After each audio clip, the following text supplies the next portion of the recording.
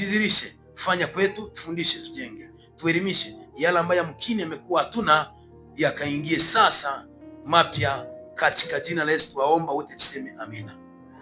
Andika ujumbe wa leo.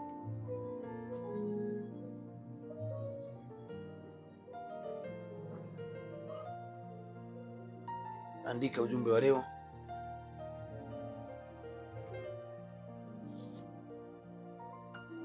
Haleluya. Madhara ya kufikiri yasiyokupa matumaini.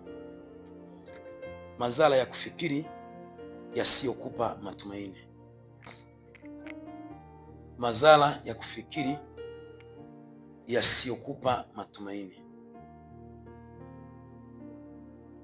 Madhara ya kufikiri yasiyokupa matumaini.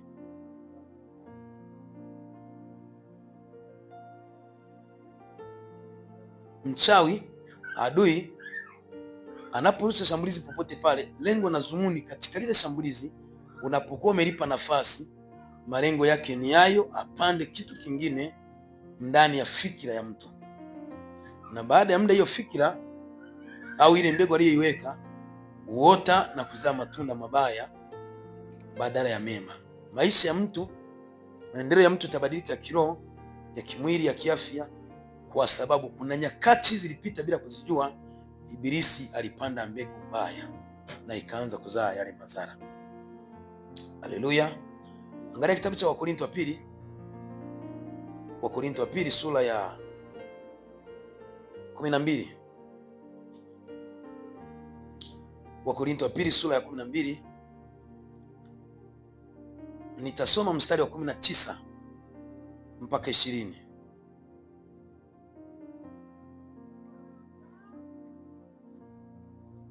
Anasema, mwazani hata sasa ya kuwa najizuru kwenu mbele za Mungu, najizuru kwenu mbele za Mungu, twanena katika Kristo, na hayo yote mapenzi ni kwa ajili ya kuwajenga ninyi.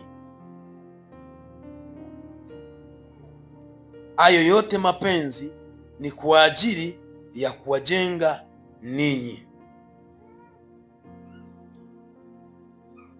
Mwazani hata sasa ya kuwa najizuru kwenu mbele za Mungu, twanena katika Kristo. Mtumishi wa Mungu anauliza hivi, hata sasa mnaniona na kunitazama nikirudi mbele yenu nikijizuru au nikijitoa kufundisha, kuelekeza, kuonya. Bwana Yesu asifiwe sana. Anasema haya yote ni yafundishayo, ninavyojitoa kuwajenga. Anasema lengo na dhumuni ili nipate kuwabadilisha au mpate kujengwa kutoka katika kitanzi, kutoka katika vifungo vya giza, au kutoka katika fikira ambazo Ibilisi anakuwa amefunga, amepanda mbegu. Haleluya. Kwa hiyo shetani yeye anapurusha mshale kwako, anaurusha mshale akiwa anajua baada ya muda utaharibu ndoa, baada ya muda miradi yako itaharibika, baada ya muda mafarakano atakuwepo, na baada ya siku kadhaa utaendelea kwenye imani, utaendelea kiroho. Bwana Yesu asifiwe sana. Kwa hiyo mishale yake shetani, mashambulizi yake shetani yanakuwa yamelenga sababu. Bwana Yesu asifiwe sana. Nini ambacho tunatakiwa kufanya?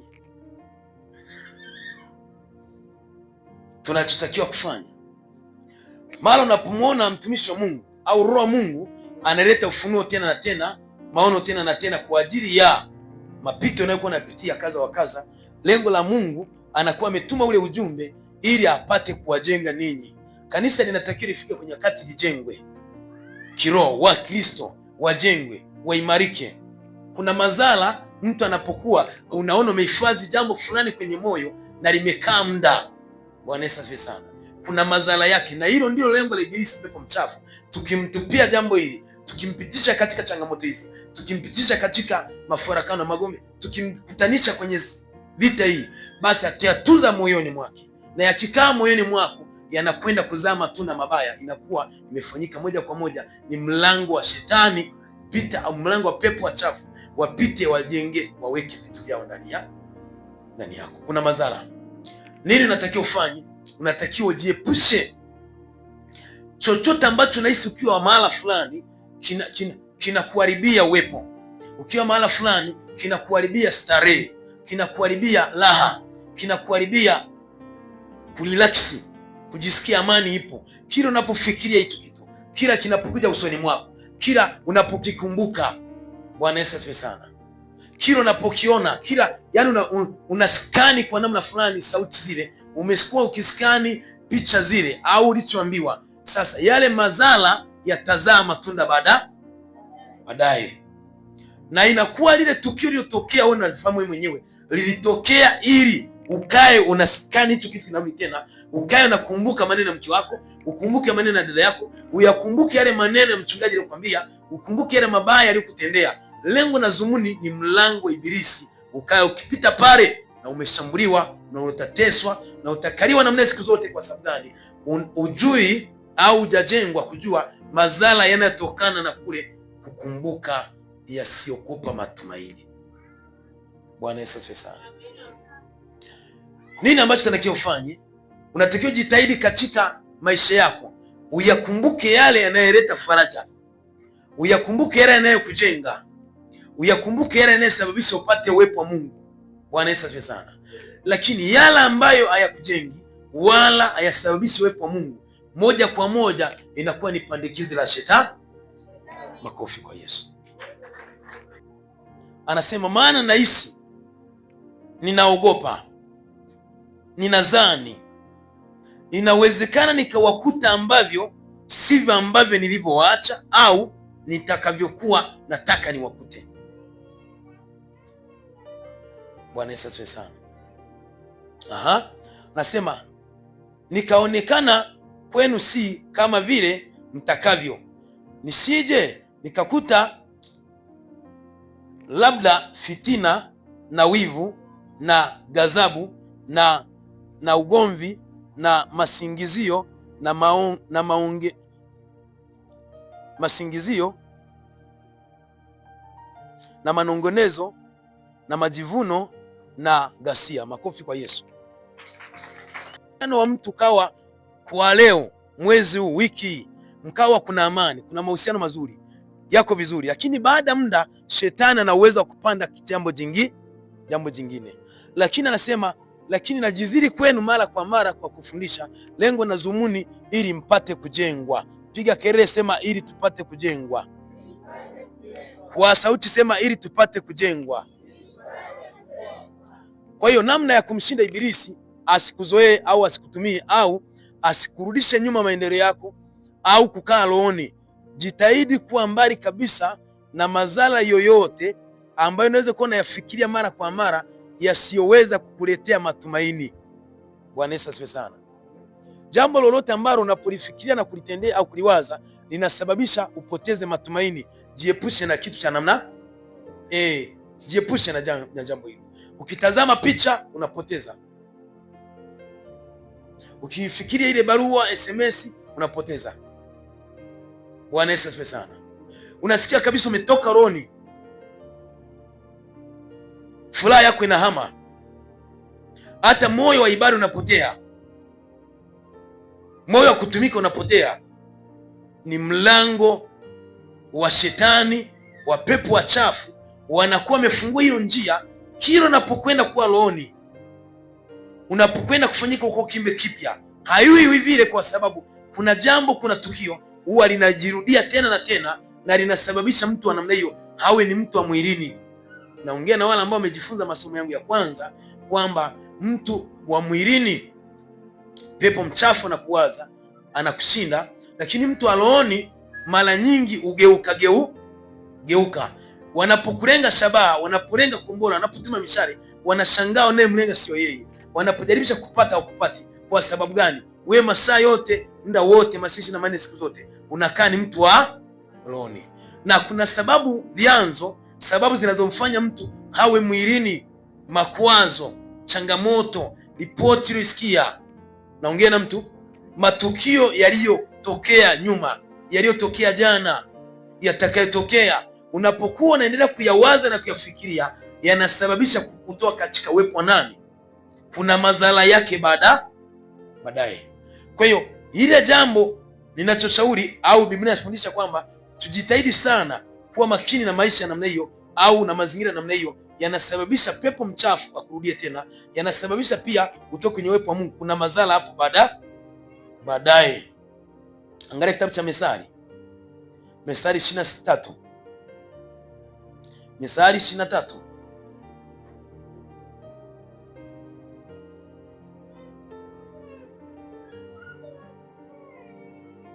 Mithali sura 23. Nitasoma mstari wa 7. Anasema, maana aonavyo nafsini mwake ndivyo ilivyo. Maana aonavyo nafsini mwake ndivyo ilivyo. Akuambia haya, kula, kunywa, lakini moyo wake hauwi pamoja nawe. Bwana Yesu asifiwe sana. Maana aonavyo nafsini mwake ndivyo ilivyo. Bwana Yesu asifiwe sana. Na anaweza akakwambia mtu haya, kula au kunywa, lakini moyo wake hauko pamoja na wewe. Bwana Yesu asifiwe sana. Anaweza akakwambia twende, lakini moyo wake hauko pamoja na wewe. Bwana Yesu asifiwe sana.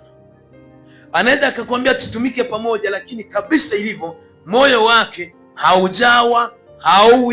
haujawahi kuwa pamoja na wewe. Bwana Yesu asifiwe sana. Mnaweza mkama nashiriki meza moja kama ndoa, familia, lakini moyo wake haujawa na wewe. Kwa hiyo malengo ya Mungu, yeye anakuwa anataka unapofanya jambo lolote na mwenzako na mwenzio na kanisa na huduma, hakikisha kwamba moyo wako unapomwambia aya tule, aya kula, moyo wako uwe pamoja na mtu wa namna hiyo. Sasa ndio inamaanisha kwamba mtu wa namna hiyo, yeye huyo mtu yuko rohoni, hakuna chochote anachofikiri. Bwana Yesu asifiwe sana. Lakini ukiona kuna mtu namwambia aya kula, aya kunywa, aya twende, aya natufanye, aya tushiriki, fanya jambo fulani, aya tulime, lakini moyo wako hauko pamoja naye, wewe ambaye moyo wako hauko pamoja na ile mtu, kuna sababu, kuna chanzo kilichosababisha. Bila shaka huwa unafikiri, kuna mahala nafikiri mtu huyo, kuna sehemu nafikiri, kile unapofikiri moyo wako unajikuta hauko pamoja na mtoto wako. Namna hiyo wewe ni mtu wa mwili, wewe ni mtu wa mwilini. Lakini kwa kuishi maisha namna hiyo, hauko pamoja nami, hauko pamoja naye, siko pamoja na wewe, kuna madhara yake baadaye. Kwa hiyo pepo wachafu, nguvu za giza wanavamia, wanapita njia hiyo, kwa sababu umekuwa ni mtu mwenye kufikiri yale ambayo hayakupi matumaini. Yale unapoyafikiria sasa yanarudisha nyuma nguvu ya kuomba. Unapoyafikiria sasa yanarudisha nyuma utumishi wako, huduma yako. Unapoyafikiria sasa mikono yako inajikunja, huwezi kulima tena na ile mume wako na ile mke wako. Unapoyafikiria sasa unawaza nifanyeje kuwa na watu wale, unashindwa. Ili sasa usimame na Mungu na mpawa ya Mungu, nguvu ya Mungu iwe sehemu yako. Aidha anaweza kani mchungaji ndani ya kanisa, kila anapofikiri mtendakazi alichomfanyia, anapofikiri mzee wa kanisa alichomfanyia, moyo wa mchungaji ukata tamaa, unasinyaa, wanazofika nakata tamaa ya huduma alionayo. Kwa hiyo ule unakuwa ni mlango tayari wa pepo mchafu. Tena wachawi wanatumia njia hiyo, wanampanda mtu mbele yako, ili amkini kila utakapokuwa unafikiri alichokifanyia, basi uwaze na kukata tamaa juu ya maombi, utakata tamaa juu ya biashara hii, utakata tamaa juu ya huduma utumishi nao. Kwa sababu gani? Wewe hujajua njia ya pepo wachafu, wachawi, njia anaitumia kuvuruga kanisa, kuvuruga ndoa, kuvuruga biashara, kuvuruga watu waliopatana wawili. Huo ni mlango. Kwa hiyo jifunze na jiepushe njia za namna hiyo, tabia za namna hiyo, kufikiri yale ambayo hayakuweki rohoni, hayakuleti pia katika uwepo wa Mungu, hayakufanyi kuenjoy, kufurahi, hayakufanyi hayakufanyi kubarikiwa kwa kazi unayoifanya. Jua na kutambua kwamba pale tayari ibilisi kaishawekeza. Bwana Yesu asifiwe sana. Haleluya. Ibilisi kaishawekeza. Basi kama ingekuwa ni mtu anayefanya vita akipigana shetani katika ulimwengu wa roho, unatakiwa ushughulike na hilo jambo, kuliondoa au kuliepuka au kulifuta, na kumwomba Mungu akupe neema yale unakuwa na fikiri. Kile unapoyafikiri mume wako akitokea mbele yako unatamani usimuone. Bwana Yesu asifiwe sana. Haleluya. Watu wamevunjwa moyo, wamekatishwa tamaa, wametendewa mabaya. Kile unapoyafikiri moyo wa kusamehe unatoka, huwezi kufurahi tena. Kile unapoyafikiri unaona ni kama wokovu upo, hakuna ibada tena, hakuna huduma tena. Lakini ni tukio ambalo limepita miezi iliyopita, ni tukio limepita wiki iliyopita, miaka iliyopita. Kwa hiyo ibilisi anakuwa amewekeza, amejenga ngome katika fikira ya mtu. Kile utakapofikiria yale, ukae kwenye kifungo hicho, ukae kwenye gereza hilo. Shike mkono mwenzako, muulize, wewe una gereza gani? Mpaka sasa unafikiri nini? Bwana Yesu asifiwe sana. Anasema hivi, maana aonavyo nafsini mwake ndivyo alivyo. Akuambia haya, kula kunywa, lakini moyo wake hauwi pamoja nawe. Safari yenu hamko pamoja, lakini Mungu anasema nini? Biblia inasema nini? Kwamba watu wawili hawawezi kusafiri pamoja wasipoweza kupatana. Kuna nini hapa? Kuna kitu na fikiri kinasababisha amani isiwepo, kinasababisha usiwe na raha katika utumishi na huduma ulionayo. Ni nani? Huwezi kumjua, lakini Roho wa Mungu hivi anavyozungumza na wewe unajitambua na kujua ni mimi. Tayari kwako shetani mchawi alishawekeza. Huo unaitwa mshale, tena mishale yenye moto. Makofi kwa Yesu.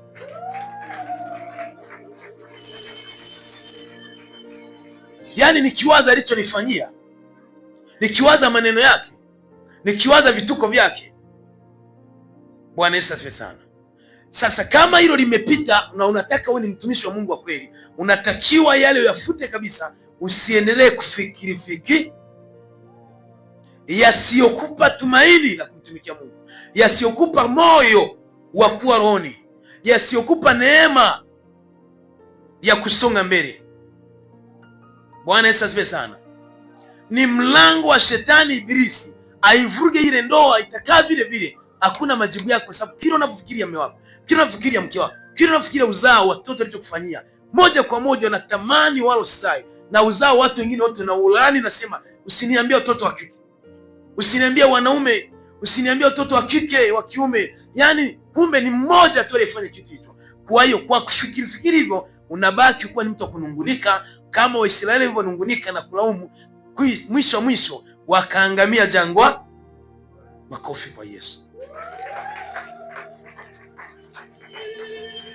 Kama ni swala la toba, ni swala la kusamehe, ni pamoja na kuvunja hii ngome ya yale unakuwa na fikiri yasiyokupa matumaini, yasiyokujenga, yasiyokufanya uwe rohoni. Futa kabisa moja kwa. Makofi kwa Yesu. Kitabu cha Ayubu. Kitabu cha Ayubu sura ya 37. Ayubu 37.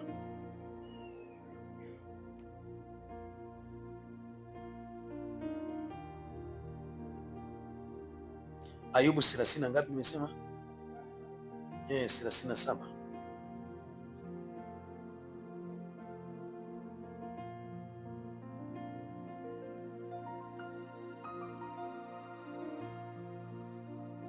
Ayubu 37, hebu tusome mstari wa 14.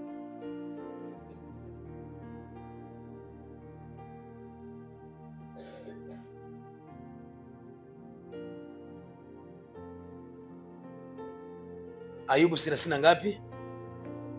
37 mstari wa 14. Anasema, sikiliza neno hili, Ayubu, simama kimya,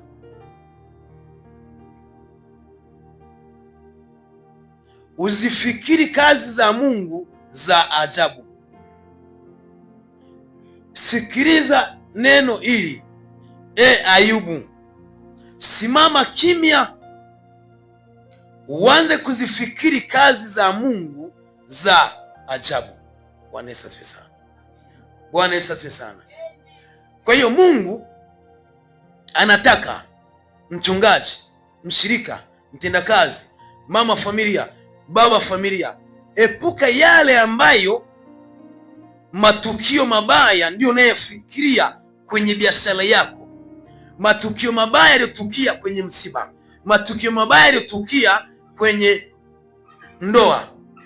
Kila anaposimama kuomba, hayo ndio anayefikiria. Bwana Yesu asifiwe sana.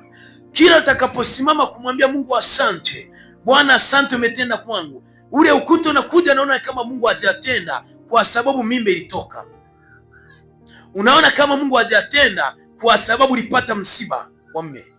Unaona kama Mungu hajatenda kwa sababu ulivyoagiza biashara yako ilipotelea bandarini. Yaani kila unapotaka kumshukuru Mungu, kumuinua Mungu, kumwambia Mungu asante kwa matendo makubwa, ule ukuta unakuja. Bwana Yesu asifiwe sana.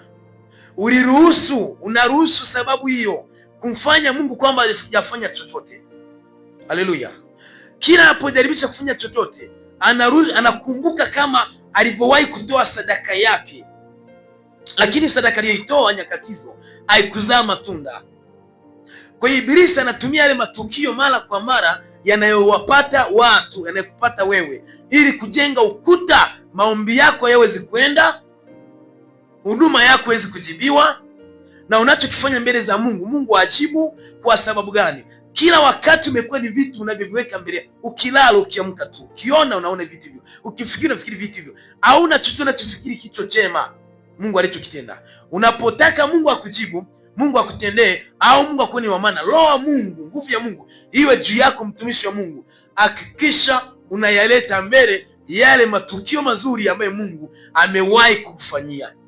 Wakati wa ibada, wakati ukiwa nyumbani, wakati ukitumika, angalia matendo makuu ya kupeleka katika habari ya fikira kwamba inawezekana Mungu akatenda kama alivyowahi kunitendea nyakati fulani. Ukitaka kumshinda Ibilisi, pepo mchafu, adui mchawi, hakikisha yale mabaya yote hayapo katika kurasa zako. Ubebe moyoni mwako shuhuda, matendo makuu ya Mungu. Bwana ametenda hiki, Bwana amejibu hapa, alafu hayo yakupeleke kwenye eneo la kumuinua yeye. Bwana Yesu asifiwe sana. Kila unaposema Mungu anaweza, panakuja kitu kinasimama, hawezi. Kama angekuwa anaweza, ajali ile isingepatikana. Kama angekuwa anaweza, ningelipwa deni langu. Kama angekuwa anaweza, ningekuwa nimeshakuwa nimenepa. Kama angekuwa anaweza, angenifanyia jambo hili. Kwa hiyo yale matukio ambayo ni mabaya, usiyafikiri. Jifunze kufikiri matukio, mambo ya ajabu ya kushangaza, shuhuda za ajabu ambazo Mungu ametenda kwa, hata kama si kwako, lakini vuta fikira, vuta picha yale ambayo Mungu ametenda, hata pia katika mitume walipita, hata aliyotenda katika shuhuda mbalimbali kama hizi tunazokutana nazo katika madhabahu ya nani? Ya Mungu. Makofi kwa Yesu.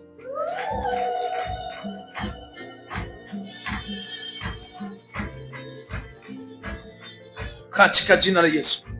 Unakutana na mtu, watu wana tabia, akikutana na mtu ile tu ameonana, anaanza historia ya mabaya, matukio mabaya ya familia yake, matukio mabaya yaliyompata, matukio mabaya yaliyoshambulia mazingira yake. Lakini mema alipotokea, mema yatokea hapo, yale wala hawezi kuyazungumza, wala hajafunga shingoni mwake shuhuda njema, azungumzi. Bwana Yesu asifiwe sana. Jifunze kubeba mema, lakini yale ambayo ni mabaya, akasema hivi, sikiliza neno hili, Ayubu, simama kimya. Hebu wote tamka, sema, ewe mpendwa, simama kimya katika hili jambo baya, nyamaza. Ndicho alikuwa anamaanisha. Bwana Yesu asifiwe sana. Usiwe ni mtu mwenye kutoa matukio mabaya, alichonifanyia, alichonitendea, yani mama yule, yani baba yule, yani maajabu haya, mke wangu amenifanyia hiki, mume wangu amenifanyia hiki. Lakini Kwa nini usibebe matendo mema aliyokutamkia, aliyowahi kufanyia? Hayo ndiyo yabebe. Kwa hiyo mtu wa namna hii, yeye akikutana mke mwenzake, anahistorisha stori zake ni mabaya ya mme wake, ndio aliona hiyo kurasa ndio anauta. Mema aliwahi kufanyia wale wazungumzi ni dhambi mbele za nani? Yaani mchungaji yule, yaani mtendakazi yule, yaani mshirika yule, yaani kiongozi yule, usiniambie anamimina maneno kwa watu namna hiyo. Yaani mpendwa, mtu wa namna hiyo, tukio hilo lilitokea ili uweze kuwa mwilini. Lilitokea ni shambulizi la pepo wachafu. Kila wakati unapotaka kuwa rohoni au rohoni unakuwa mwilini, ndivyo umebeba kwenye kinywa chako. Shetani amekuweza. Bwana Yesu asifiwe sana. Ni mstari ni Ayubu 20:37. Ayubu 37 mstari wa 14. Anasema, sikiliza neno hili Ayubu, simama kimya, uzifikiri kazi za Mungu za ajabu. Zungumza hayo, fikiria hayo, peleka hayo, shuhudia hayo, ripoti hayo, zungusha hayo, kazi za Mungu njema za ajabu. Bwana Yesu asifiwe sana. Mpigie Yesu makofi.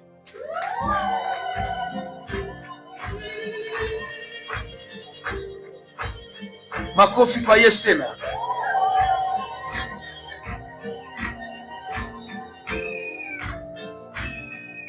Haleluya. Kwa hiyo kwa kufikiria haya ndoa zinavunjika.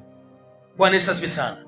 Kwa kuyazungumza hayo, mapatano yako na mwenzako yametoweka. Mahusiano yako na Mungu yametoweka. Kwa hiyo Mungu akuone kama ni mtumishi mzuri, jifunze kupeleka habari njema. Jifunze kutangaza matukio Mungu anayefanya mema, aidha kwako au kwa watu wengine. Nguvu ya Mungu, uwepo wa Mungu, ishara na miujiza zitakuwa kwako maradufu. Utatendewa, utaletewa upya, utajibiwa tena upya. Mungu atakutanisha na watu sahihi, watu wa baraka zako, watu wa majibu yako, kwa sababu jambo moja, wewe ni mtu mwenye kusudia mambo mema. Kwa hiyo watu walio wengi ni mawakala wa shetani. Watu walio wengi ni wajumbe wa wachawi. Kwa hiyo mchawi anapofanya tukio lote baya, wewe ndio unayepeleka kuzungumza. Bwana Yesu asifiwe sana. Matukio mabaya kwenye familia, hayo ndio umempa jirani, hayo ndio umempa fulani. Matukio mabaya kwa rafiki yako, yaani ndio unayepeleka. Lakini mema au yatangaze, wewe ni mjumbe wa shetani. Na hilo tukio, mashambulizi, mishale hiyo iliyowapata nyote wawili, ili kupata mtu mmoja, ili akufanye shetani, wewe ni mjumbe wa. Shike mkono mwenzako, muulize, wewe ni mjumbe wa nani? Haleluya. Tukio baya linaweza katukia kwa mpendwa mwenzetu kanisani. Janga likatukia kwa mpendwa mwenzetu, akakosea, akateleza kwa namna moja nyingine. Haleluya. Kwa hiyo nashangaa mtu kanisani, hayo ndiye anayeweza kuyachukua na kuyasambaza. Ndio anayezungumza nyumbani kwake, ndiye anayezungumza kwa majirani, ndiye atakayezungumza dukani. Ripoti hiyo, huyo mtu wa namna hiyo tamana kujua ni mwenye kuchukua ripoti za ibilisi, pepo mchafu, wachawi walichokifanya, pigo lao. Wewe ni mjumbe wa. Yesu asifiwe sana. Ayubu akamwambia, Ayubu nyamaza kimya. Ayubu alikuwa na magonjwa. Ayubu alikuwa na changamoto. Naongea na mtu. Ayubu alipoteza punda, alipoteza mifugo, alipoteza rasilimali wakati wa magonjwa yake. Lakini katika hayo Ayubu anaambiwa endelea kutangaza yaliyobaki mema, ndio yazungumze. Matukio mabaya usizungumze. Bwana Yesu asifiwe sana. Haleluya. Una changamoto gani napitia? Umepata msiba gani? Umeteleza wapi? Ibilisi amefanikiwa kukupata sehemu ipi? Jifunze kusimama kutangaza makuu ya nani? Umenielewa? Mpigie sana. Likikupata kama Ayubu, nyamaza kimya. Hebu wote sema, nyamaza kimya. Shike mkono mwenzako, mwambie yaliyokupata yanihusu. Nyamaza kimya. Tangaza habari njema. Makofi kwa Yesu. Angalia kitabu cha Zaburi 119. Zaburi 119. Zaburi 119. Kanisa linatakiwa lifike wakati likomae. Zaburi 119. Watumishi watenda kazi wafike wakati wakomae. 119. Zaburi mstari wa 97. Kanisa kama lijakomaa, uongozi hujakomaa, watakaa katika neno. Pepo wachafu atayumbisha kanisa, atayumbisha ndoa, atayumbisha kanisa la nyumbani, atayumbisha jumuiya yako, atayumbisha mradi wako, na nguvu za Mungu Roho Mtakatifu hawezi kukaa juu ya mtu huyo ili akutumie. Utakuwa ni mtendakazi wa kawaida, mshirika wa kawaida, mhudumu wa kawaida, aidha wakati mwingine ni mchungaji wa kawaida. Lazima mashambulizi yaje, lazima mapigo yaje. Shetani tunampiga kichwa, yeye anatuponda kisigino. Haleluya! hawezi kumtoka bure. Naongea na mtu sasa. Ibilisi anaporusha shambulizi kama hilo, tukio hilo kwako, anatuma makusudi mazima ili kama hujajengwa basi uanze kueneza injili yake, ueneze ripoti yake, uzungumze shuhuda zake mbaya. Sasa shuhuda za Mungu hauna, bali una shuhuda mbaya. Roho wa Mungu anakuacha, nguvu ya Mungu inakuacha kwa sababu umeshindwa kujua wewe ni nabii wa nani, ni mjumbe wa nani. Lakini ikiwa ni mjumbe wa Kristo, mimi natangaza ya Kristo, ninayahubiri ya ushindi, natangaza ushuhuda, ama sina na nyamaza Anasema sheria yako naipenda mno ajabu. Ndiyo kutafakari kwangu mchana kutwa. Uzipende sheria za Mungu. Hizo ndizo zitafakari. Hizo ndizo zizunguke kwenye ubongo, kwenye fikira. Hayo ndiyo ya tafakari.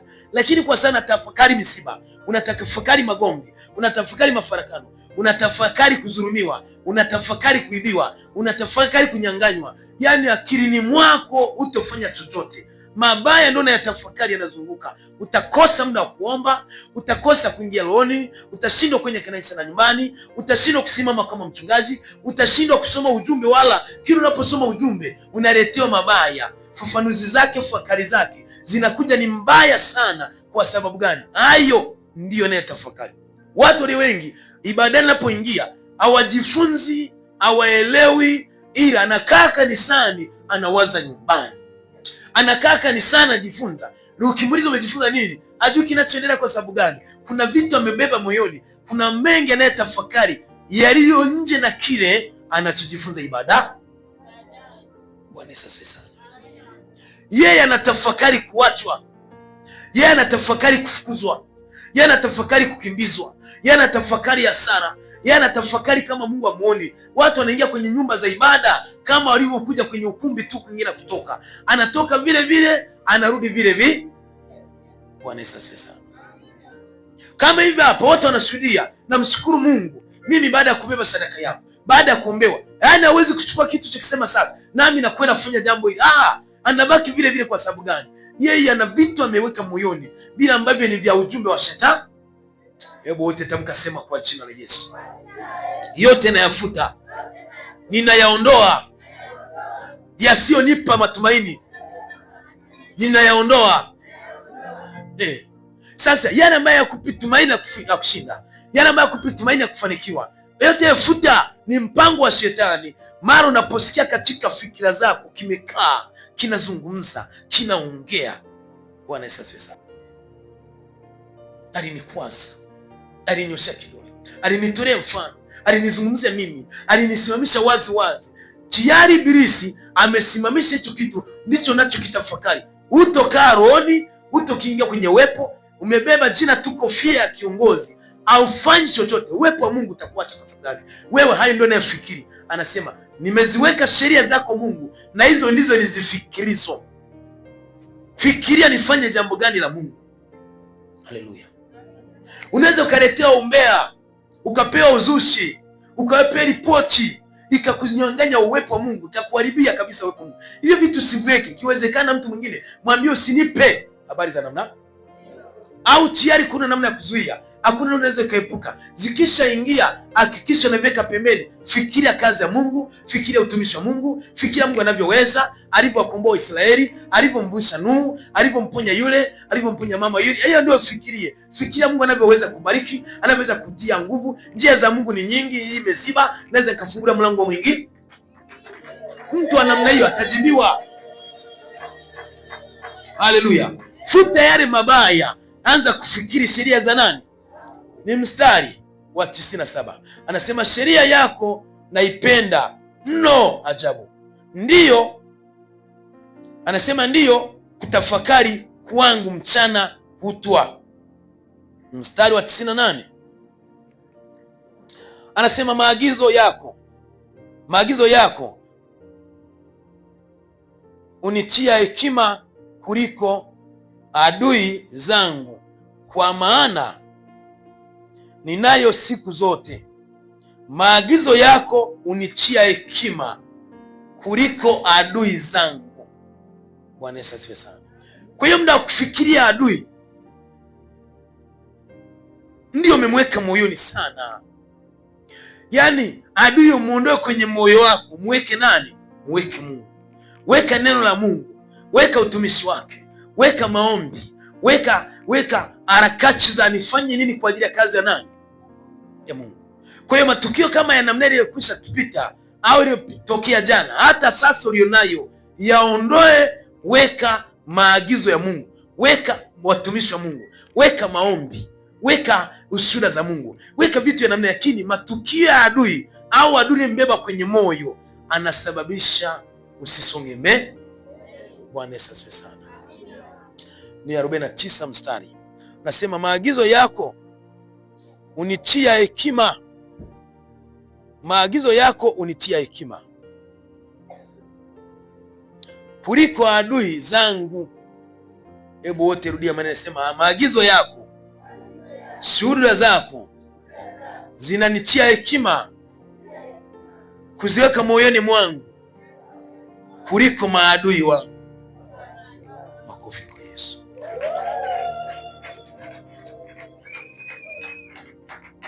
Kwa hiyo mimi muda ambao naweza nikakaa nifikirie adui. Maadui ni wengi, moyo unavimba, unapata pressure, unashindwa kufanya harakati zako, unashindwa kufanya mambo yako. Mfikirie Mungu sehemu kubwa sana. Weka pale Mungu.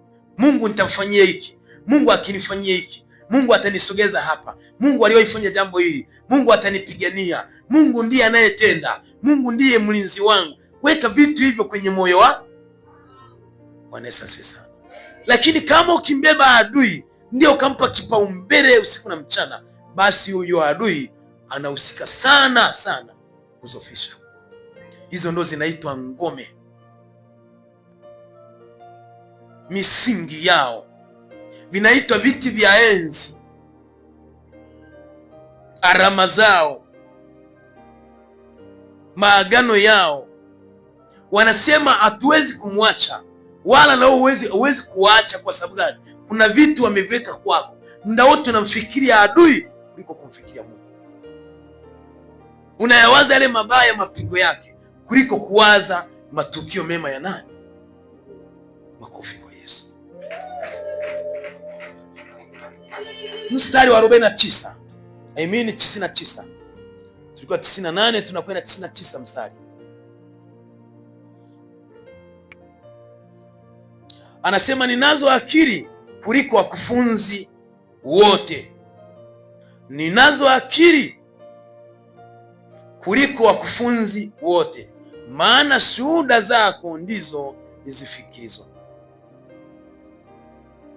Anakuwa na akili kuliko wakufunzi, kuliko walimu wote.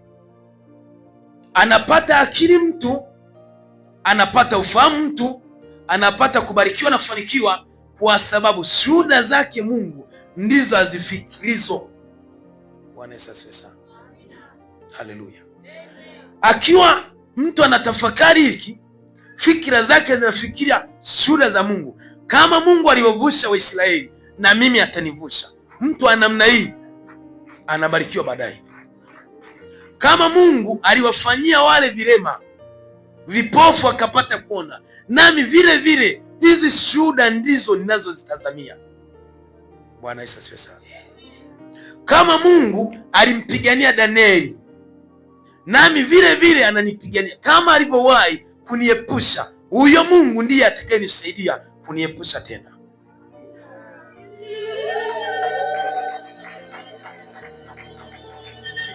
Nikikumbuka tulivyokuwa kwenye janga, Mungu alitutokea wakati wa maombi. Nikikumbuka pasta aliweka mikono kwangu, nikapata kubarikiwa na kufanikiwa. Ninaamini na ninategemea na ninatazamia kushinda vita au kupokea muujiza wangu, kwa sababu iliwahi kutokea katika mitume. Bwana Yesu asifiwe sana. 99 mstari. Anasema ninazo akili kuliko wakufunzi wangu wote. Bwana Yesu asifiwe sana. Kumbe mtu anaweza akawa na maarifa kuliko mwalimu wake. Kwa nini? Kama mtu akiwa na mbinu hii ya kuwa na shuhuda za Mungu na kuzitafakarizi na kuzitazamia hizo, na hizi ndizo zinazopita kwenye fikira zake. Bwana Yesu asifiwe sana. Ni rahisi sana. Kwa njia hii unakuwa umetengeneza mlango wa majibu yako.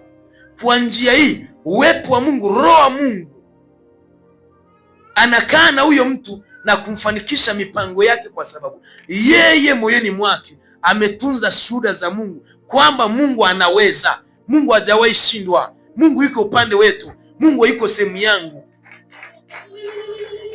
Makofi tena kwa Yesu na vigelegele. Makofi kwa Yesu na vigelegele tena.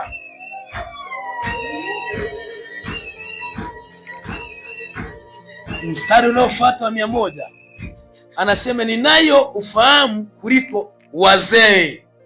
Bwana Yesu asifiwe sana. Hiki ndicho kinachoweza kumfanya mtu akawa bounce.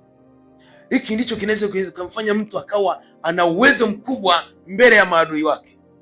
Wakarusha mishale, wakatuma mashambulizi, wasikuweze, wakayumbisha kanisa, hawatuwezi, wakatesa huduma yako, wakasumbua ndoa yako, lakini wakakuta umejenga ukuta ulicho nacho moyoni mwako. Bwana Yesu asifiwe sana. Ibilisi anapotupia shambulizi lolote lile, haniwezi, hakuwezi. Kwa sababu gani? Wewe ulichoweka moyoni, unachokitafakari, hiyo ndio madhabahu yako. Hiyo ndio madhabahu. Na kinachoenjoy, kinachopita kwenye akili yako, hiyo ndio nafasi ya Roho Mtakatifu. Hiyo ndio hekalu. Hiyo ndio madhabahu ambayo malaika wamekaa kwako. Uwezo wa mtu, nguvu ya mtu, power ya mtu inategemea, inajipendi yale ambayo yamekaa moyoni mwa. Mimi moyoni mwangu natazamia ushindi. Mimi moyoni mwangu nimetunza shuhuda za Mungu. Mimi moyoni mwangu natafakari mema ya Mungu, mabaya hayako sehemu yangu. Bwana Yesu asifiwe sana. Lakini mtu atakapokuwa anaona mimi nafirizika, mimi naona naangamia, yaani haoni mlango kama Mungu anaweza kumuinua. Bwana Yesu asifiwe sana. Yeye anaona ni kama bora ajinyonge. Yeye anaona hakuna njia nyingine ya Mungu. Ina maana kwa kuwaza hivyo na kufikiri hivyo, unamfanya Mungu kwamba yeye hana chochote, yeye hawezi. Mungu hana chochote, bali wachawi ndio anaweza. Unamfanya Mungu kufezesha kwamba basi Mungu hafanyi chochote, bali adui ndiye ana mkono wenye uwezo. Bwana Yesu asifiwe sana. Umempeleka adui kuwa mbele yako sana, na huyo adui anafanya kazi, na huyo adui anakumeza na kumaliza, na huyo adui amekuwa bingwa kuliko Mungu wako. Kwa hiyo wanadamu wengi au kanisa la Mungu tumekuwa hatuna power au mamlaka ya Mungu inaweza ikapotea ndani ya mchungaji. Ishara na miujiza hawezi fanya chochote, yeye anatazama Freemason ndio ina uwezo mkubwa kubariki. Haleluya. Lakini mimi namtazama Mungu ana uwezo kuliko Freemason. Namtazama Mungu ana uwezo kuimeza bahari iliyoko mbele yangu. Namtazama Mungu ana uwezo kutatua tatizo iliyoko mbele yangu. Namtazama Mungu, mkono wake utawapiga maadui. Haijalishi ni wengi ni wachache, hawataniweza. Hicho ndicho ninachokitazama.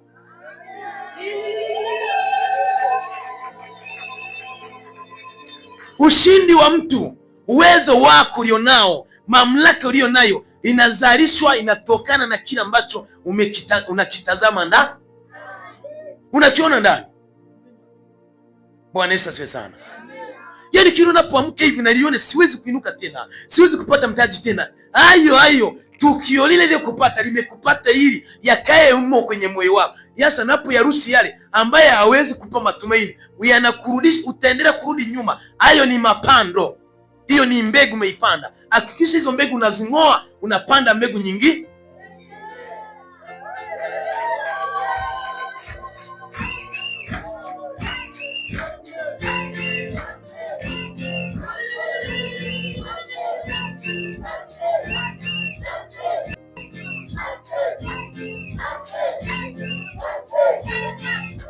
Katika jina la Yesu. Maendeleo ya mtu, nisikize mpendwa, Ibilisi anapotaka kukuloga au mchawi anapotaka kuweza kufanikisha, kitu cha kwanza anaharibu ufahamu, anaharibu akili, anateka akili, anateka maono, anateka mipango, anateka fikira, anateka harakati.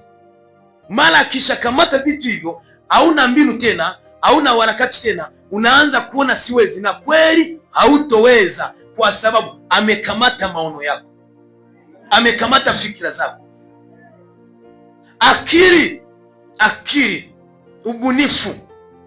Ukishatekwa huo ubunifu, unaona siwezi chochote. Kwa sababu gani? Hauna ubunifu. Je, mstari wa 100 tusome, ninao ufahamu kuliko wazee, kwa kuwa mtu anaweza akawa ni mzee lakini hana akili, anaweza akawa na umri lakini hana ufahamu. Bwana Yesu asifiwe sana. Lakini anasema kwa kuwa nimeashika mausia yako, mausia ya Mungu, hekima za Mungu, mbinu za Mungu, shuhuda za Mungu, ninao ufahamu kuliko wazee. Shika mkono wenzako, mwambie wewe mzee.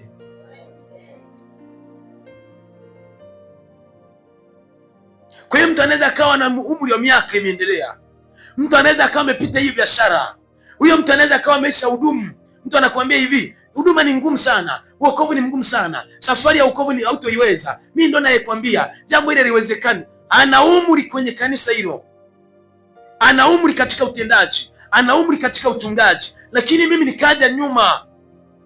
Naongea na mtu hapa, mimi nikaja nyuma, nikawa na uwezo mkubwa kuliko mtu huyo, kuliko watumishi walionitangulia mbele. Bwana Yesu asifiwe sana. Mwingine anaweza akawa ni mwalimu wako, mwingine anaweza akawa alikufundisha madarasa, mwingine anaweza akawa alikuwa mchungaji mbele yako, mwingine anaweza akawa ndio mlezi wako, lakini yeye kwa sababu hayashiki mausia ya Mungu, utampita na utampita mtu wa namna.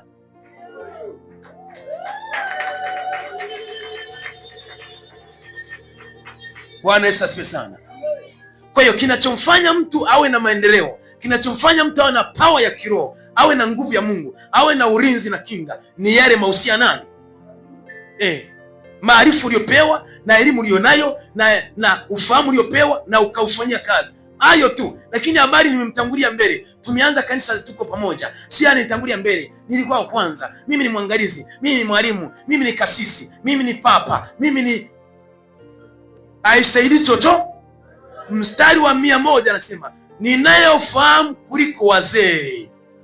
Wazee wa kanisa hao, wazee waangalizi, wazee waratibu.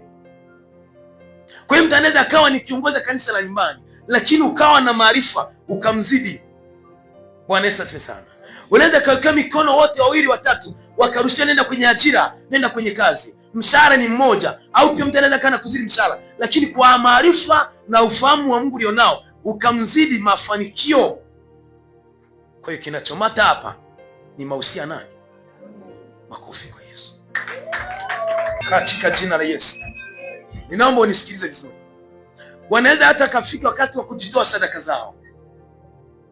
Yaani mtu anasikia anasema tusimame sasa, ninaenda kubariki matoleo yenu, sadaka za shukrani, zaka, 1/10 ndio hiyo. Lakini ufahamu ulio ndani ya mtu, maarifa, mausia Mungu alionayo, sasa alichosimama nacho, baraka zako zinafuata ule ufahamu uliona. Mamlaka unaaminije? Unafahamuje? yaani vile alivyotazama, alivyofikiria, ufahamu katika sehemu hiyo. Hii ni zaka, hii ni 1/10 ninapoisimamisha. Maana Biblia inazungumza nini? Kwamba nijaribuni kwa njia hiyo muone kama sitafungulia milango ya ninainua sadaka yangu. Ili ni ufahamu wako ndio unazama tungani. Unatumika na Mungu, unatumika mbele za Mungu na huduma ulionea madhabahuni, ili ufahamu wako unafanya hivi ili. Kwa hiyo mtu mwingine anaweza kaa ni mzee, umemkuta kanisani, ni mtumishi kanisani, lakini ukampita kiroho. Bwana Yesu asifiwe sana. Haleluya.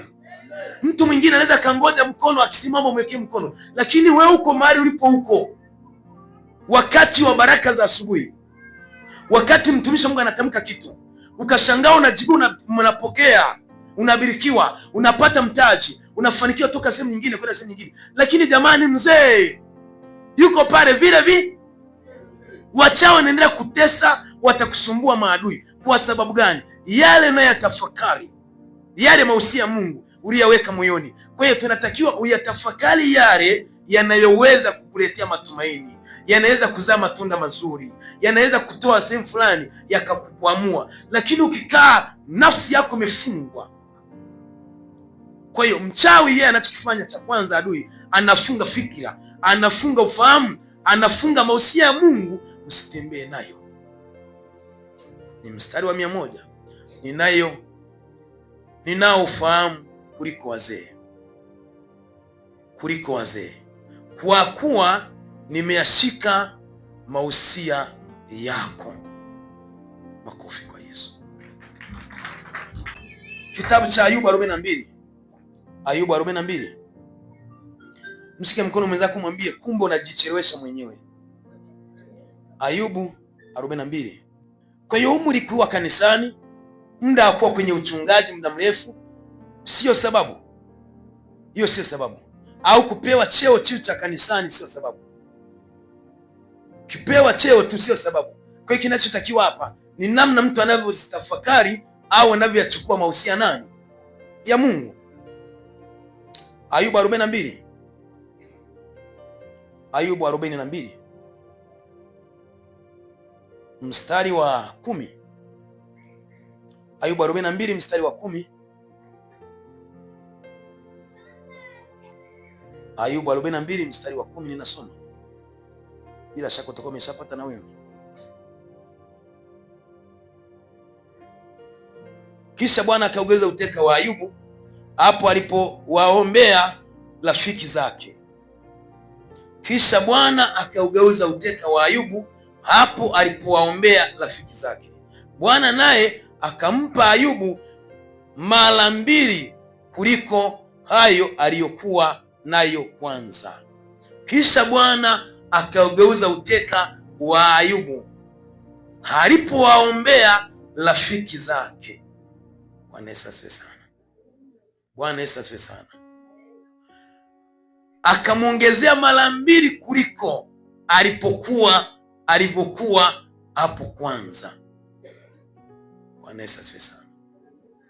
Kwa hiyo katika kuwaombea ndugu mema, katika kuwatakia baraka mema, katika kuwatumikia, katika kuwatakia maisha mazuri, badala umwazie mtu mwenzako mabaya, badala mwenzako muonee wivu, piga goti muombee mema.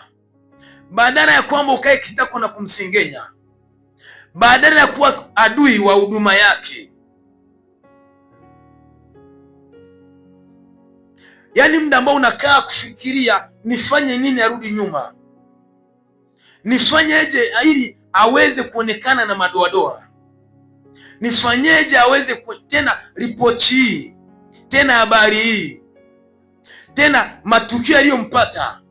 Muda wa kufikiria kumtangaza kwa mabaya yale, tumia nafasi hiyo kutangaza mema yake. Tumia nafasi hiyo mabaya kuyafuta na kuyazika, alafu tafuta jambo jema, ndiyo ende unatangaza alilolifanya jema. Kwa hiyo sifurahi mwenzako anapotukiwa jambo baya, majanga yakampata, au akajikwaa akatenda dhambi, akajikwaa akachafuka, akajikwaa katika vita yake, akajikuta kuna mahali amefanya mistake, alafu wewe ndio unabeba bendera ukafikiria kutangaza jambo hilo. Bwana Yesu asifiwe sana. Nitampeleka kwa mchungaji, nitamsema kwa jirani yangu. Bwana Yesu asifiwe sana. Nitamtangaza kanisani. Bwana Yesu asifiwe sana. Basi na maana katika ulimwengu wa roho, mbingu inachunguza na kutazama kwamba wewe la yako, fikira zako, yani unatamani watu wapate mabaya. Naongea na mtu hapa?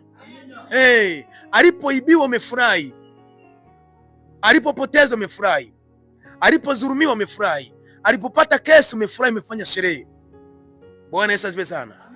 Alipopata hasara umefurahi, ukafanya sherehe. Jambo la namna hiyo, mbingu inakutazama na kuona wewe ni agent wa shetani, wewe ni nabii wa shetani, wewe ni mtumwa wa kuzimu. Namna hiyo nakuwa unamtumikia shetani. Nasema badala ya kwamba ufurahi hayo mabaya, hebu muombee rehema mbele za nani? Naongea na mtu hapa? Na wa namna hiyo, mchungaji wa namna hiyo, mshirika wa namna hiyo, ndio utakatifu, na hiyo ndio huduma. Huzunika naye, umia pamoja naye, kuona kwamba hatua zake zimerudi nyuma. Bwana Yesu asifiwe sana. Lakini Ayubu alipopata fikra hizi, Ayubu alipopata maarifa haya, akawaza kuwaombea mema. Naongea na mtu hapa? Akawaza kuwaombea mema. Lakini unapobaki sema ngoja yampate, yalimpata, hilo nalo libeba.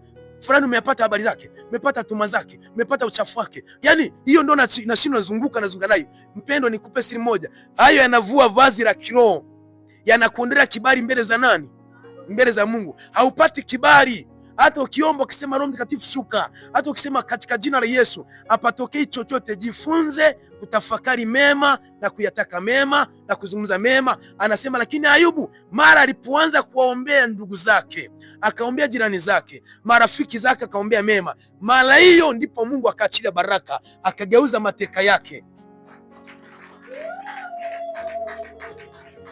Haleluya. Mimi nashindwa kuelewa, wewe mnasemaje umeokoka? Mtumishi wa Mungu, unasemaje niko rohoni? Naongea na mtu hapa? Unasemaje uko rohoni wakati unafurahi wenzako wapate mabaya? Furahi, tamani mwenzako apate mema. Bwana Yesu asifiwe sana. Ikiwa hiyo roho bado umeibeba, ikiwa bado hujaingia kwenye kiwango hicho, anza kumwomba Mungu. Mungu, niweke kwenye kiwango cha namna hii. Nasema na mtu hapa? Anza kumwomba Mungu, niweke kwenye kiwango cha namna hii. Yaani wewe jiweke, tafuta huduma, omba Mungu akupe huduma ya kuombea mema. Haijalishi wamekutendea mabaya, wamekutendea mazuri, sio wazuri wako, lakini jifunze kuombea watu mema. Bwana Yesu asifiwe sana. Na hawa ndio warokole wa leo tuliojaza nao kanisani. Hawa ndio wengi. Bwana Yesu asifiwe sana. Muombee mke wako mema hata kama anakulipa mabaya. Muombee mume wako mema. Wewe mtegemeze Mungu. Mimi sina sababu ya kulipa kisasi. Mwambie Mungu msamehe, Mungu mhurumie. Lakini Bwana tenda kwake. Bwana mpiganie. Bwana mtegemeze, mwambie Mungu muinue. Ayubu mara alipobadilisha fikira, akaanza kuombea ndugu zake, rafiki zake mema, ndipo Mungu alipogeuza mateka ya. Bwana Yesu asifiwe sana. Hasara iliyokuwa imempata, mabaya yaliyompata, mashambulizi yalikuwa nayo, Mungu akanyosha mkono akarudisha kwake. Anasema Ayubu alipokea mara 2 ya baraka alizokuwa nazo zilizokuwa zimeharibika. Bwana Yesu asifiwe sana. Watu wako ibadani hivi hapo, umekaa ibadani, unasema nimeokoka, namtumikia Mungu, niko pale. Wengine wanatoka mbali, wanalipa gharama yako na aibu bure. Mpendwa, pepo anakukalia, adui anakukalia, unabaki vile vile. Unabaki kusema mchungaji, mimi nifanyeje? Magonjwa yako pale pale, mapepo yako pale pale. Shida ni hiyo, hujageuka, hujafanyika kwa kimekika. Hilo unasikia ujumbe na kuandika tu kitu cha somo, lakini hauyaweki tafakari za Mungu ndani, hauweki mahusia Mungu ndani. Haleluya. Jambo jingine ambalo nimegundua watu tunakopotelea, ninaomba viongozi, unapokuwa uko ibadani, jinukuu maneno haya, jifunze haya. Tunapokutana Alhamisi nasimama, unasema ni kiongozi naongoza maombi, chukua katika haya, nenda mbele za Bwana, mwambie Mungu nigeuze, nipe neema kwa penda ndugu zangu, Nenda mbele za Bwana, mwambie yeye ndio, tuambie tuombe Mungu tengeneza moyo, sio habari za nenda mbele za Mungu nisamehe, Bwana takase, Bwana nigeuze katika lipi. Hebu wadadavulie, wapanue kwa kiasi, wapanue kama pana. Wewe kama kiongozi, nuru yetu au kielelezo chetu, chukua katika yale Alhamisi, chukua katika yale Jumapili, chukua katika haya ulijifunza leo. Na wewe pia mwenyewe mpendwa, unapokwenda kuomba, wewe mwenyewe umeshagundua mapungufu yangu yako hapa, kanisa linapungukiwa hapa, watumishi hapa, mimi mwenyewe ukienda kwenye kuomba, kupiga goti, zungumza hayo na Mungu, mwambie Mungu nitengeneze. Watu wanarudi kwenye madhabahu, anaomba rehema, anaomba toba, ajui aombe toba ipi, ajui amwambie Mungu nisamehe ipi, nitengeneze wapi, ajui. Naomba nikupe maarifa haya. Ukitaka Mungu akuongezee, usifanye mambo yako kwa kushindana na mtu. Usifanye biashara kwa kurumbana na mtu. Tuko sawa? Usivae nguo kwa kushindana na mtu. Usinunue viwanja, mashamba kwamba ukiwa unalenga kushindana na mtu. Fanya jambo lako, fanya ufunuo wako, hata kama maono yakifanana, yakikutana, lakini usifanye kwa kushindana na mtu.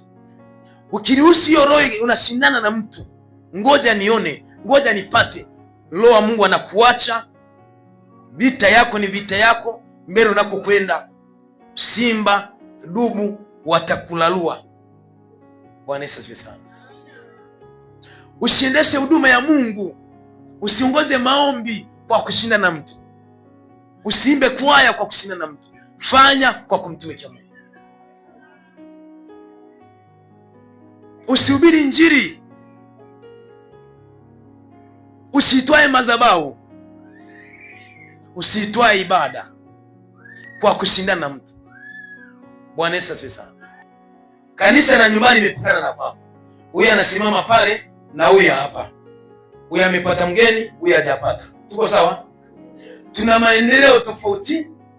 Furahia huduma yako hiyo, furahia kipawa chako. Tunaweza tukawa tuna kwaya 2 au 3, tuna huduma zamu yetu leo ibadani. Simama katika huduma yako leo ibadani bila ushindani wa mtu mwingine. Mungu apende kitu hicho. Narudia, Mungu apende kitu cha namna. Bwana Yesu asifiwe sana. Umevuna kahawa, usijenge nyumba bila maono ya kujenga kisha mwenzako amejenga. Hapana. Naongea na mtu. Usiuze simu yako hiyo ndogo kununua nyingine kwa sababu mwenzako amenunua mpya. Hapana. Kaa na hiyo kwako, ili maono yako ni ya kumpeleka mtoto shule, mtoto aendelee shule. Naongea na mtu. Endelea na biashara yako hiyo ndogo, kuna sababu inayokufanya biashara hiyo ufanye biashara hiyo ndogo. Endelea na hizo nguo zako hizo 2 3. Naongea na mtu. Endelea kwa kwenye mkeka, lakini una maono ya hapo baadaye.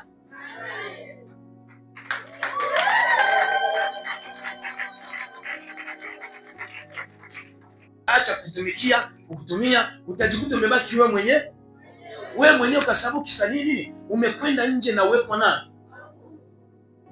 Ayubu alibadilishwa mateka yake yakageuza mara 2, akafanikiwa, akawa tajiri, akapata ng'ombe, akapata mbuzi, akapata watoto tena. Yana akapata mara 2 pale ufahamu wake uliporudi tena.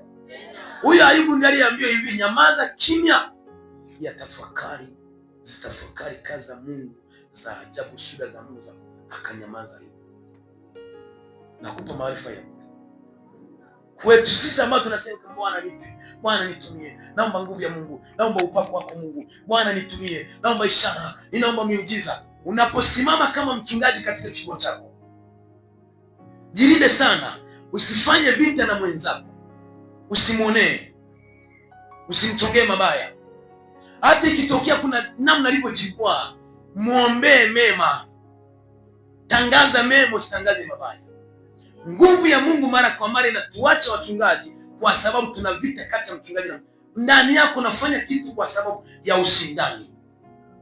Kila mtu Mungu alivyomtuma kwenye kazi alimpa kipawa chake na huduma yake.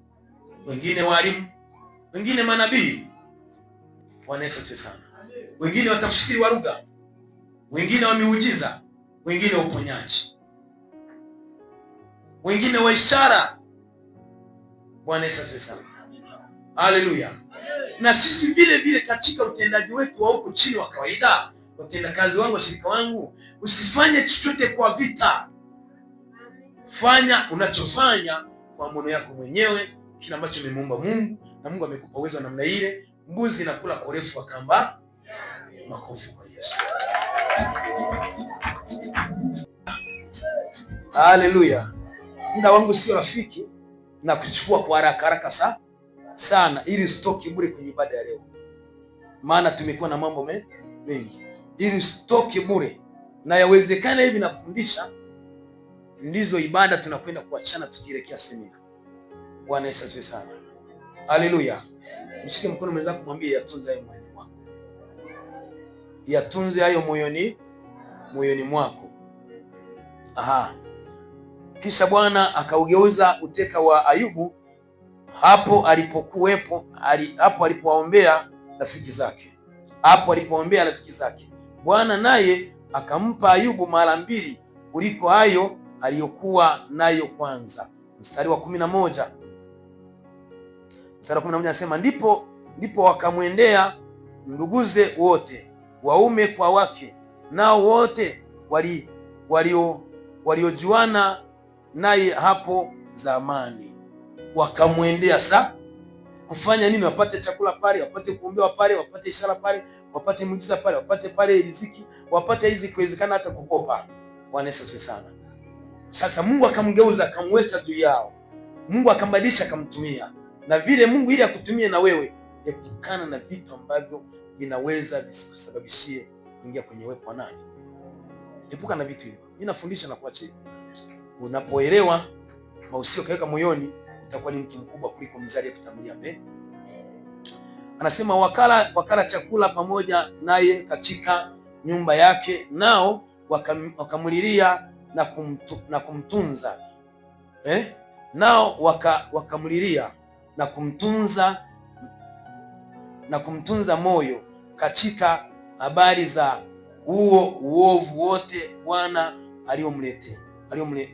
alioleta juu yake.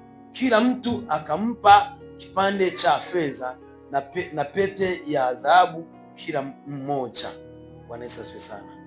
Kila mtu akalia, akaomboleza kwa sababu ya ule changamoto ilikuwa imempata yeye, lakini pia anasema wale ndugu zake akazunguka kala na kanywa kwake, lakini pia hawakutoka bure, bado pia akampa vipande vya fedha. Mstari 12, basi hivyo 12 mstari anasema, basi hivyo Bwana akaubarikia huo mwisho wa Ayubu zaidi ya mwanzo wake, naye alikuwa na kondoo 14,000 na ngamia 6,000 na njozi za ng'ombe 1,000 na punda wake 1,000. Makofi kwa Yesu.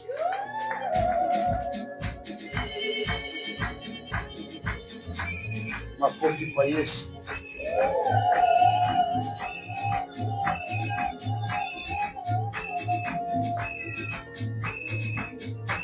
Katika jina la Yesu. Haleluya. Kwa hiyo kazi ya shetani, yeye anataka mabaya yatukie kwetu. Anataka majanga, anataka misiba. Bwana Yesu asifiwe sana. Kwa hiyo wamekuwa watu wa Mungu, watumishi wa Mungu, atupandi daraja, atupandi hatua, makanisa ya kui, makanisa yaongezeki, wakati hata nguvu ya Mungu inatuacha. Kwa sababu gani? Hatuna muda wa kuwatakia mema ndugu zetu, bali tuna muda wa kukaa kwenye baraza kwa jadili. Tuna muda wa kuwatakia mabaya, na tuna muda wa kufurahi na kushangilia wanapopata kushambuliwa, wanapopata matukio mabaya. Usipende jambo la namna. Mbebe mwenzako, muombee, mtakie mema, alafu muinue Mungu kwa shuhuda, kwa ishara, kwa baraka alizomtendea mwenzako.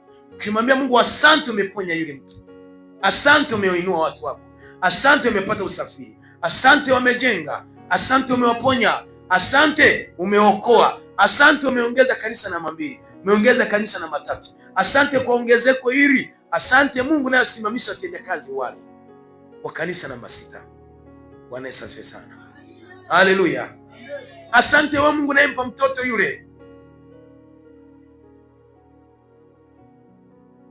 Asante Mungu, tunaona ukiwatumia watendakazi, viongozi, tumeona ukiwatumia watumishi wa Mungu, lakini unapomwona mtendakazi mwenzako ana kitu cha ziada, aidha ameweka mikono juu mwenzako akapona, aidha ametamka kitu jambo likawa kundi likawa kubwa kwake, akapata hekima, wewe unanuna nungunika, huyo anakuwa sio wa Mungu.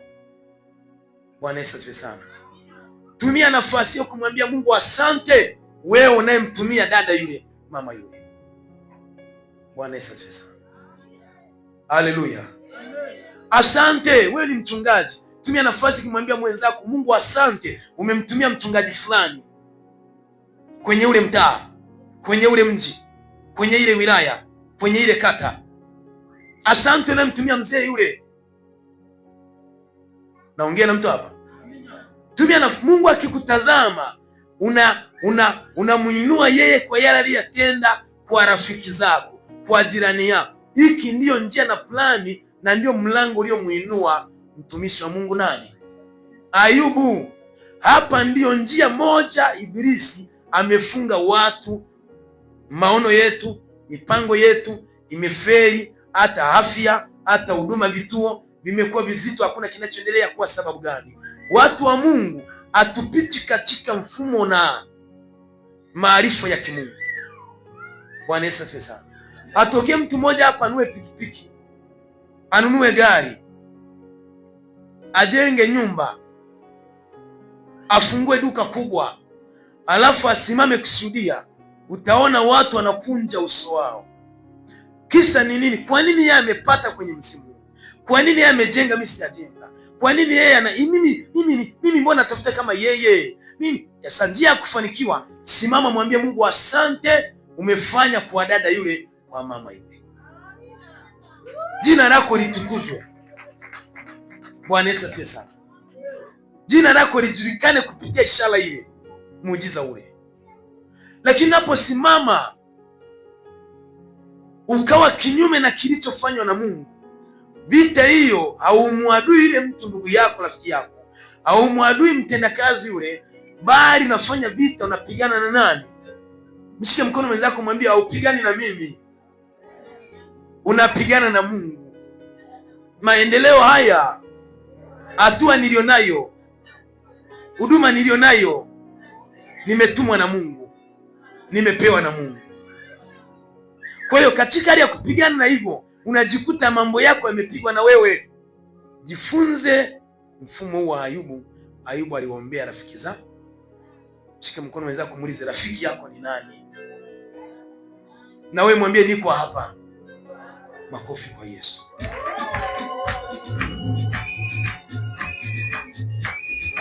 Makofi kwa Yesu na vigelegele.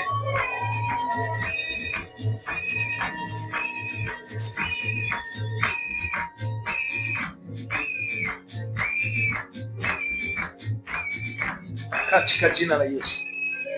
Maana huduma hiyo au karama hiyo ni ya watu wa ulimwengu.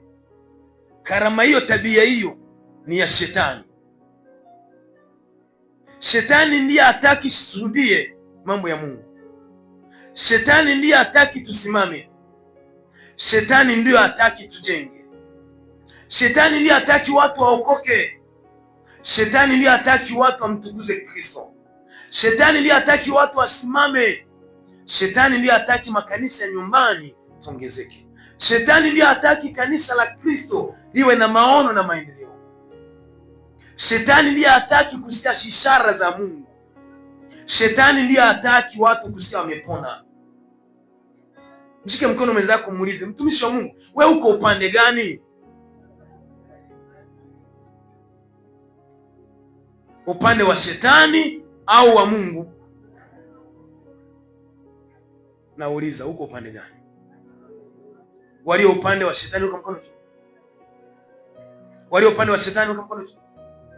Upande wa Mungu, upande wa Mungu ni wa Shetani hapa. Hawajiamini. Walio upande wa Mungu, vigelegele. Vigelegele na makofi. Vigelegele na makofi.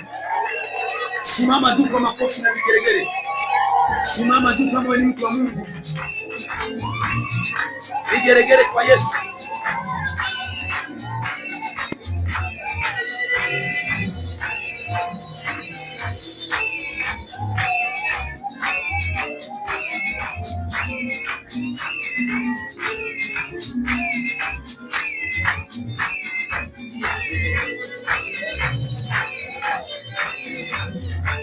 Jina la Yesu. Narudia kuuliza, walio wa Mungu, punga mikono yako hivi tu. Walio wa Mungu, tamka, sema, tunamkataa shetani na mambo yake yote, na mkataa ibilisi, na kataa njia zake. Tangu leo na kukataa shetani, na kataa mawazo yako, na kataa fikira zako, na kataa mbinu zako. Kwa jina la Yesu na kukataa. Makofi kwa Yesu na vigeregere.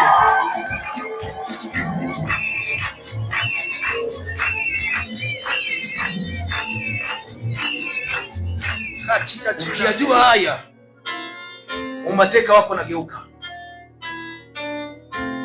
Ukiaje ifahamu haya, utawazidi wazee waliokutangulia. Ukiweka mausia ya Mungu ndani yako, roho ya Mungu, nguvu ya Mungu itakuwa sehemu yako, na wewe utakuwa na uwezo mkubwa kuliko maadui. Muda na wakati wa kufikiria wachawi wako, maadui wako, acha kabisa. Fikiria, tafakari matendo maajabu ya nani? Ya Mungu. Weka mikono yako juu. Baba Mungu Mwenyezi, Bwana wetu Yesu Kristo, tunaweka mikono yetu juu kwa pamoja. Baba, tunasema asante. Tunayatafakari mema yote uliyotutendea, twasema asante. Umetulinda na kutuponya, twasema asante. Na kutuweka imara, twasema asante. Umetufundisha tena na haya, twasema asante. Umekusudia tupate maisha mapya, twasema asante. Roho Mtakatifu, asante. Mungu Baba, asante Yesu. Asante Yesu. Asante Yesu. Asante Yesu. Neema ya Yesu Kristo iwe juu yako. Uwezo wa Mungu kulinda na kufunika, sawa sawa na ujumbe wa Roho Mtakatifu aliyeweka ndani yako, upate kufanikiwa, upate kuongezeka. Katika jina la Yesu Kristo, nafuta mawazo kila mbaya, nafuta matukio yasiyokupa matumaini. Ninaachilia Roho wa Mungu akae na kujaa moyoni mwenu. Damu ya Yesu Kristo ikusafishe, ikufanye kuwa mpya, na uwe imara kwa neno hili la leo. Katika jina la Yesu nimeomba, nawe sema amina. Kutangulie, mpe mkono mwenzako wa baraka, mwambie bye. Barikiwa na Bwana.